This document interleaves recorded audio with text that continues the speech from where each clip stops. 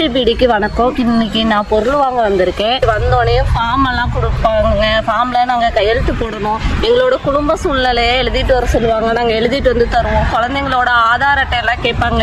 எல்லாம் சைன் வாங்கிட்டு மேல அனுப்பிச்சு விடுவாங்க. மேல போய் ஒவ்வொரு பொருளா எங்களுக்கு எடுத்து கொடுப்பாங்க. கேவுரு, தட்டைப்பயிறு, பாசிப்பயிறு, பருப்பு, கொண்டக்கடலை, சத்து மாவு பொருளும் எங்களுக்கு கொடுப்பாங்க. என்னோட வேலை 100 நாள் வேலை தாங்க. அதுவுமே இப்ப எல்லாம் இல்ல, வேலை இல்ல, வீட்டுலதான் இருக்கிறோம். எங்க வீட்டுக்காரரு கூலி வேலைக்கு தான் போறாங்க. கூலி வேலைக்கு போறதுனால தினைக்கு அன்னன்னைக்கு சம்பளம் வாங்கிட்டு வந்தாதான் குடும்பமே ஓட்ட முடியும். விவசாயத்துக்கு இந்த கரை போடுறது, உழவு ஓட்டுறதுக்கு இந்த மாதிரி தாங்க போயிட்டு இருக்காங்க. காட்டு வேலைக்கு எல்லாம் போனாங்கன்னா காலையில போயிட்டு சாயந்தரம் தாங்க வருவாங்க. ஒரு நாளைக்கு 300 ரூபா 400 ரூபா தாங்க சம்பளம். அதுவும் மாசத்துல 5 நாளைக்கு தாங்க வேலை இருக்கும்.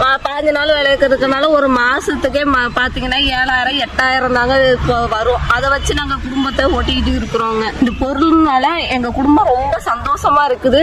எஸ்பிபிடிக்கு ரொம்ப நன்றி.